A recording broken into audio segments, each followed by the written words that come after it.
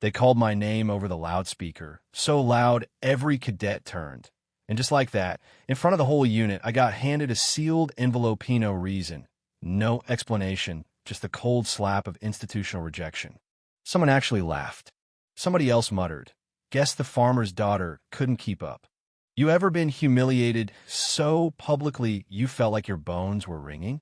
Yeah, that was me just walking away, but I wasn't done. Not by a mile. See, while they were erasing my name, one file in the simulator logs was duplicating quietly, and one aircraft, untouched and off the books, was getting prepped by the only man in that whole place who still believed in me. They wanted silence. What they got was thunder. Out on the tarmac, I stood alone, hair whipping in the wind, just watching the other cadets drill in the distance. At 28, I was older than most, sharp-eyed, quiet, easy to overlook and apparently even easier to target. You could hear bits of laughter from the legacy kids, you know the type, all from military families, their evaluations suspiciously identical. And then Captain Bradley Thornton shows up's got that jawline they mold in flight school, voice so professional it's ice. "We've reviewed your performance matrix," he says, totally clinical, not even pretending to care. Doesn't meet criteria for tactical decisions under high-stress response. Textbook protocol, but he can't hide that little flicker of satisfaction. I could see it plain as daylight. Sun was setting, everything orange and gold across the hangars, and I slipped my hand inside my jacket to touch the old silver wing pin my father gave Meth, only thing left to him after that crash 3 years ago. The name was almost worn off, but I could still feel it, like he was right there with me. My dad, John Harper, wasn't just any crop duster, was a legend back home, the kind of guy other pilots trusted more than their own maintenance manuals. First time I flew, I was 12, scared out of my mind, but he just winked and said, "It's in your blood, Sparrow." That memory always hits different, you know? It hurts, but it's hope, too. Lost in that, I almost missed Tech Sergeant Danny Brooks' gruff old grease everywhere, but with eyes that actually cared. He'd let me hide in the hangar whenever I needed, taught me tricks about engines you don't find in any manual. "Rough day, kid?" he asked, looking me up and down. I told him straight, "Just got my walking papers. Guess I'm not tactical enough." He didn't buy it, and suddenly he was all business. "Thornton's work, I'm guessing. Just like your Euro stabilizer acting up mid-sim yesterday." I stared at him. I mean, for weeks I'd been crushing it in the simulators, then always something malfunctioned at just the wrong time. "Doesn't matter," I said. "I've got 48 hours to clear out." He blocked my way. "You just gonna let him win?" His voice cut deeper than I expected. "I fought every day here, Sergeant. They made their decision." He leaned in, voice low. "What if I told you there's a way to show them what they're really throwing away?" I didn't say anything, but you better believe I was listening. We walked back to the hangar, and he spilled the plan. 3 days from now, the brass from DC are coming. Big showcase, best pilots on display. Thornton's the star in that brand new F-22. My heart nearly stopped getting near an F-22 is like winning the lottery for a pilot. Danny smirked. "I've watched you, Harper. You got skills these flyboy legacies will never touch. And by the way, your father and I served together. I was there when they tanked his record, called it pilot error, when really, it was Thornton's tampering. I just stood there, every old wound splitting open, but then he dropped the real bomb 3 days to prove myself, with his help. It's risky," he said, "but you can fly circles around any of them if you get the chance." That night in the simulator, everything clicked.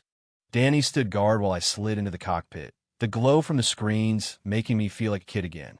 I had 2 hours. The controls were fancier, heavier, more sensitive, but you know what? It's all just machines at the end of the day, and I know machines. My first tries were rough, crashed out, red lights everywhere. But after a few runs, muscle memory kicked in, and by the end, I was nailing maneuvers that would have made even the instructors jealous. Danny just shook his head, proud as hell. "You're a natural, like your dad." Next morning, I'm jolted awake by Lieutenant Alvarez banging on my door. She's the kind of instructor you don't mess with. Stuff, fair, no games. "Harper, meet me at Hangar 6 now." I thought, this is it. I'm getting booted for good. But when I walked in, she shut down the cameras and just looked me up and down. You broke 3 academy records in that simulator last night. Care to explain? I swallowed, but decided to tell the truth about the sabotage, about Thornton, about wanting to prove, if only to myself, that I belonged.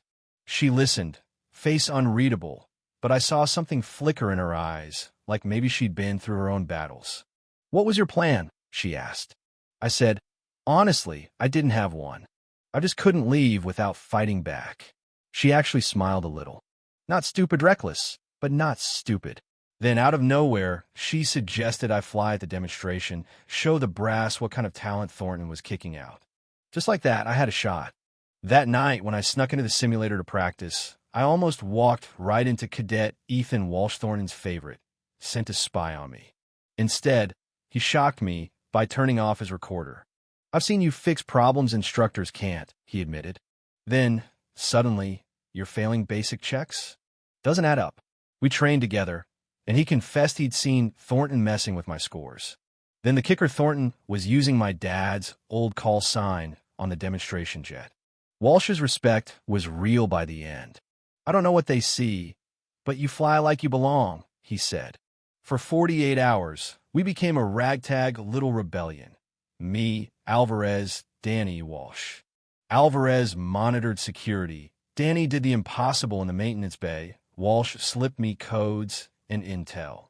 On the eve of the demo, Danny even managed to document Thornton making adjustments to the aircraft, nothing you'd call sabotage, but enough to stack the deck in his favor. But Danny, sneaky old genius, countered everyone, restoring factory settings in a way Thornton wouldn't catch. The day of the showcase, I was a mess of nerves and adrenaline. I got past security with Alvarez's forged badge, slipped by a guard with some quick tech talk, thanks Danny for making me carry a multimeter everywhere, and climbed into the Raptor. FX-93 requesting emergency takeoff. I radioed. Some static, some confusion, then a voice, "Cleared for takeoff." Danny had jammed the tower just long enough for me to slip through. I launched, feeling more alive than I had in years. Up above, Thornton was in the middle of his showstopper maneuver, and suddenly there I was, right beside him, flying in perfect formation. We locked eyes through the glass, and you could see the realization and then the rage just pour across his face. He tried to pull off a dramatic recovery, but the jet didn't respond the way he expected. He started to spin out, nothing dangerous, just humiliating. I had to decide, right then, whether to let him crash and burn, the way he tried to do to me and my dad, or to do the right thing. I keyed the radio, told him how to recover. "You're fighting factory settings, not your own modifications." He did as I said and pulled out. Even now, I wasn't about to let his ego get him killed.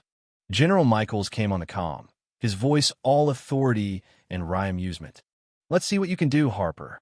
And Iditi flew the hell out of that jet, every maneuver sharp, fluid, bold. When I finished, I requested permission to land, dedicating my flight to my dad. Silence. Then, landing granted, Sparrow. Dedication acknowledged. What happened after? Well, turns out Danny had everything recorded. Thornton's tampering, the sabotage that ruined my dad's career, the same tricks pulled on me.